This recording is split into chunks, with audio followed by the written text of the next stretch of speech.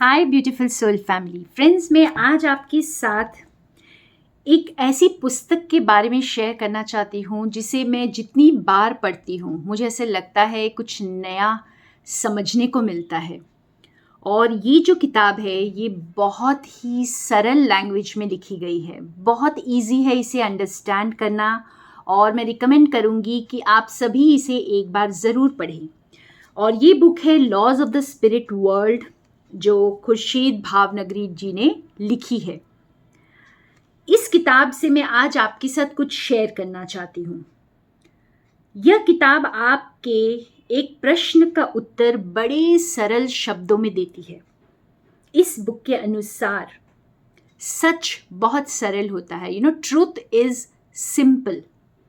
जो दरअसल इस स्पिरिचुअल नॉलेज की सच्चाई है वह बहुत ही सिंपल है और सरल है, क्योंकि ईश्वर का वास जो है वो सरलता में है फ्रेंड्स।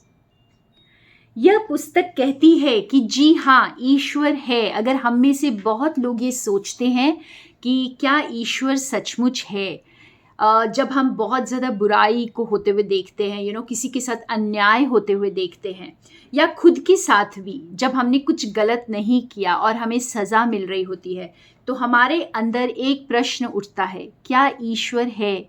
अगर है तो क्या वो देख नहीं रहे हैं? अगर वो देख रहे हैं तो कुछ कर क्यों नहीं रहे हैं?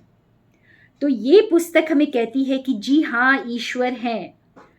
और यही सोच है। अगर आप मानते भी हैं कि ईश्वर है तो कभी ना कभी आप ईश्वर को भी ब्लेम करते हैं उस सारे इनजस्टिस के लिए जो आपके आसपास हो रहा होता है या आपके खुद के साथ हो रहा होता है। तो इस किताब से आपको बहुत सारे उत्तर मिलेंगे फ्रेंड्स।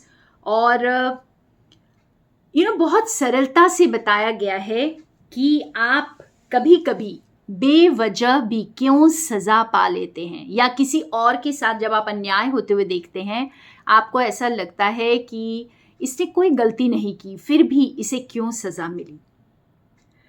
तो यहाँ पर इस बुक में ये लिखा है कि क्या आप दावे के साथ कह सकते हैं कि आपने कभी भी किसी को हर्ट नहीं किया, किसी का दिल नहीं दुखाया? हो सकता है वही कर्मा वापस आ रहा है, क्योंकि कोई ज़रूरी नहीं है कि जब आप कुछ कोई ऐसा काम करते हैं जिससे किसी का नुकसान हो, किसी को हर्ट हो, तो इमीडिएटली आपका कर्मा वापस आ जाए। और हो सकता है आपने किसी को परेशान किया हो इस जन्म में या फिर पिछले जन्म में।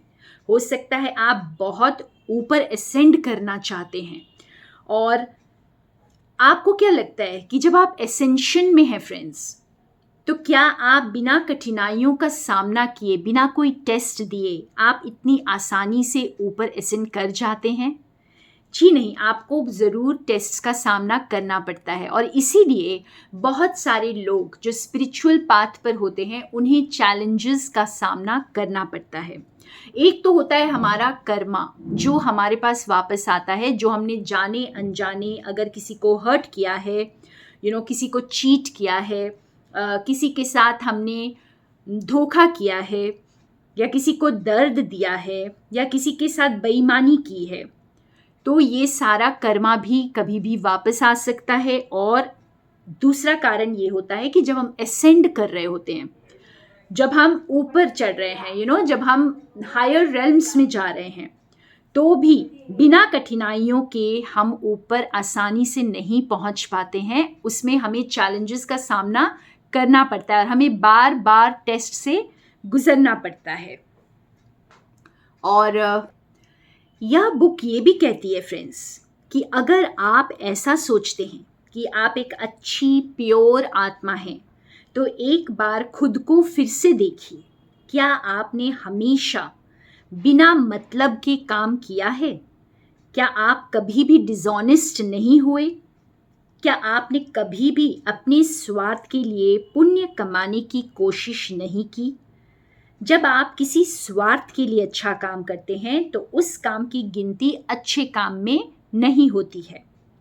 यह बुक यह भी कहती है कि जब आप अत्यधिक पैसा, शोहरत को कमा लेते हैं, तब भी इस नशे में आप रहते हैं और आप कुछ ऐसे काम कर जाते हैं जो आपको नहीं करने चाहिए।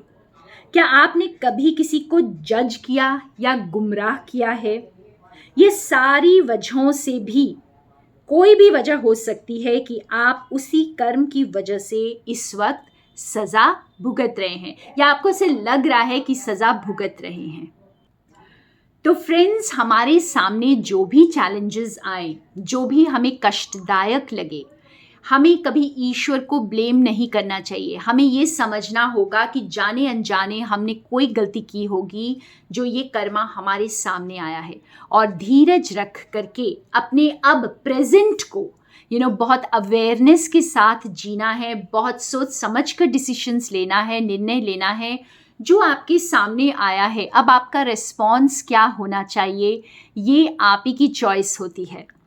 तो चाहे परिस्थिति कुछ भी हो, ईश्वर को ब्लेम नहीं करके खुद उसकी रिस्पॉन्सिबिलिटी ले लें।